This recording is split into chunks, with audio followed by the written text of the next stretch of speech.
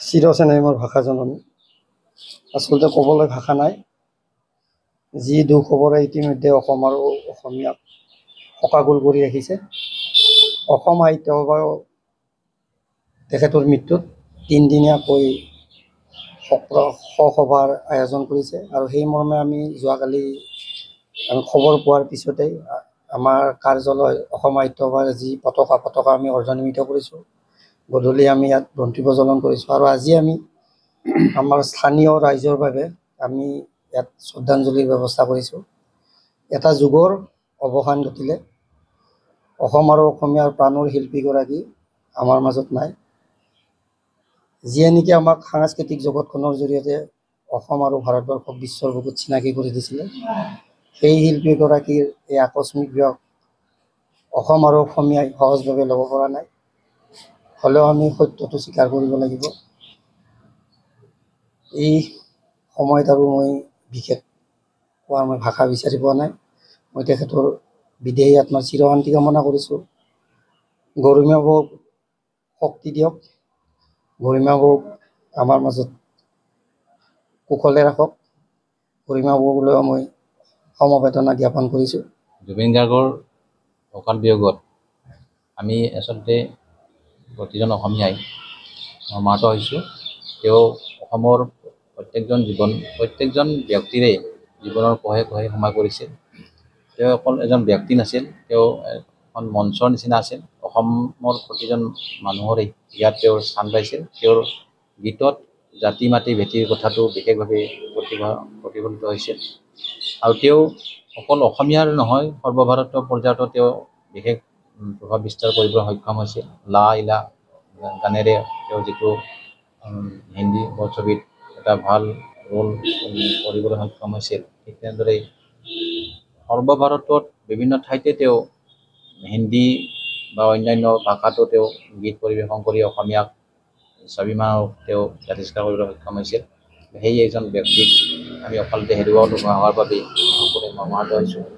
তেওঁৰ আত্মাৰ স্বৰ্গত বাস হওক এইটো কামনা কৰোঁ আৰু তেওঁৰ ভৱিষ্যত পৰিকল্পনাসমূহ প্ৰতিজন অসমীয়াই যাতে সাকাৰ ৰূপ দিবলৈ সক্ষম হয় তাকে মই কামনা কৰিছোঁ। তেওঁৰ পৰিয়ালক সমবেদনা জ্ঞাপন কৰিছোঁ। চিৰচেনেহ মোৰ ভাষা জননী। আচলতে ক'বলৈ ভাষা নাই। যি দুখ খবৰে ইতিমধ্যে অসম আৰু অসমীয়াক শোকাকুল কৰি ৰাখিছে। অসম সাহিত্য সভাও তেখেতৰ মৃত্যুত তিনিদিনীয়াকৈ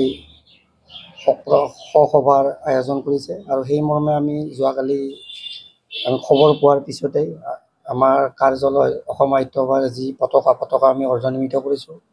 গধূলি আমি ইয়াত বন্তি প্ৰজ্বলন কৰিছোঁ আৰু আজি আমি আমাৰ স্থানীয় ৰাইজৰ বাবে আমি ইয়াত শ্ৰদ্ধাঞ্জলিৰ ব্যৱস্থা কৰিছোঁ।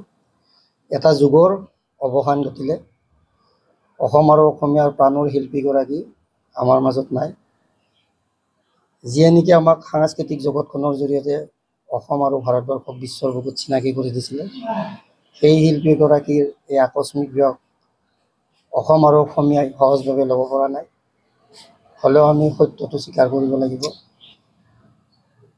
এই সময়ত আৰু মই বিশেষ কোৱাৰ মই ভাষা বিচাৰি পোৱা নাই। মই তেখেতৰ বিদেহী আত্মাৰ চিৰশান্তি কামনা কৰিছোঁ। গৰিমা বৌক শক্তি দিয়ক। গৰিমা বৌক আমাৰ মাজত কুশলে ৰাখক। গৰিমা বৌকলৈও মই সমবেদনা জ্ঞাপন কৰিছোঁ। জুবিন গাৰ্গৰ অকাল বিয়োগত আমি আচলতে প্ৰতিজন অসমীয়াই মৰ্মাহত হৈছোঁ। তেওঁ অসমৰ প্ৰত্যেকজন ব্যক্তিৰে জীৱনৰ কোহে কোহে সোমাই পৰিছিল।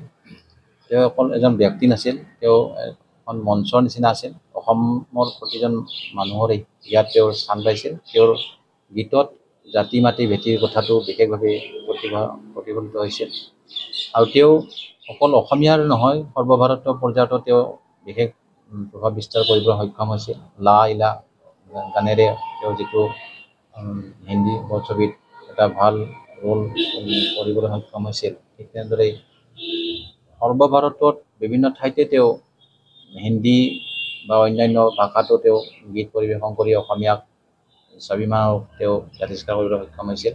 সেই এজন ব্যক্তিক আমি অকালতে হেৰুৱাব হোৱাৰ বাবে সকলোৱে মৰ্মাহত হৈছোঁ।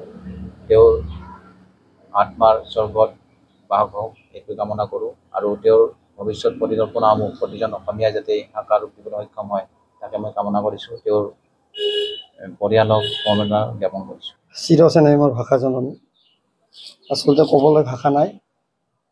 যি দুখ খবৰে ইতিমধ্যে অসম আৰু অসমীয়াক শোকাকুল কৰি ৰাখিছে। অসম সাহিত্য সভাও তেখেতৰ মৃত্যুত তিনিদিনীয়াকৈ সভাৰ আয়োজন কৰিছে আৰু সেই মৰ্মে আমি যোৱাকালি খবৰ পোৱাৰ পিছতেই আমাৰ কাৰ্যালয় অসম সাহিত্য সভাৰ যি পতাকা আমি অৰ্ধনিৰ্মিত কৰিছোঁ। গধূলি আমি ইয়াত বন্তি প্ৰজ্বলন কৰিছোঁ আৰু আজি আমি আমাৰ স্থানীয় ৰাইজৰ বাবে আমি ইয়াত শ্ৰদ্ধাঞ্জলিৰ ব্যৱস্থা কৰিছোঁ। এটা যুগৰ অৱসান ঘটিলে। অসম আৰু অসমীয়াৰ প্ৰাণৰ শিল্পীগৰাকী আমাৰ মাজত নাই। যিয়ে নেকি আমাক সাংস্কৃতিক জগতখনৰ জৰিয়তে অসম আৰু ভাৰতবৰ্ষক বিশ্বৰ বুকুত চিনাকি কৰি দিছিলে। সেই শিল্পীগৰাকীৰ এই আকস্মিক বিয়োগ অসম আৰু অসমীয়াই সহজভাৱে ল'ব পৰা নাই। হ'লেও আমি সত্যটো স্বীকাৰ কৰিব লাগিব। এই সময়ত আৰু মই বিশেষ কোৱাৰ মই ভাষা বিচাৰি পোৱা নাই। মই তেখেতৰ বিদেহী আত্মাৰ চিৰশান্তি কামনা কৰিছোঁ।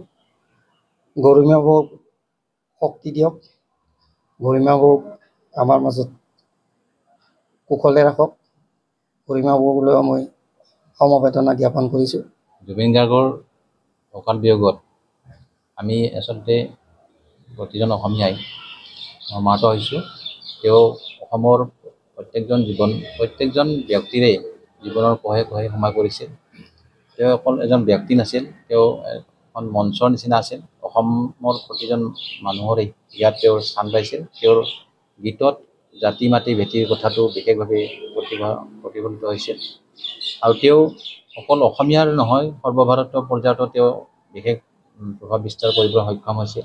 লা ইলা গানেৰে তেওঁ যিটো হিন্দী বোলছবিত এটা ভাল ৰোল কৰিবলৈ সক্ষম হৈছিল, ঠিক তেনেদৰে সৰ্বভাৰতত বিভিন্ন ঠাইতে তেওঁ হিন্দী বা অন্যান্য ভাষাতো তেওঁ গীত পৰিৱেশন কৰি অসমীয়াক স্বাভিমানক তেওঁ জাতিষ্কাৰ কৰিবলৈ সক্ষম হৈছিল।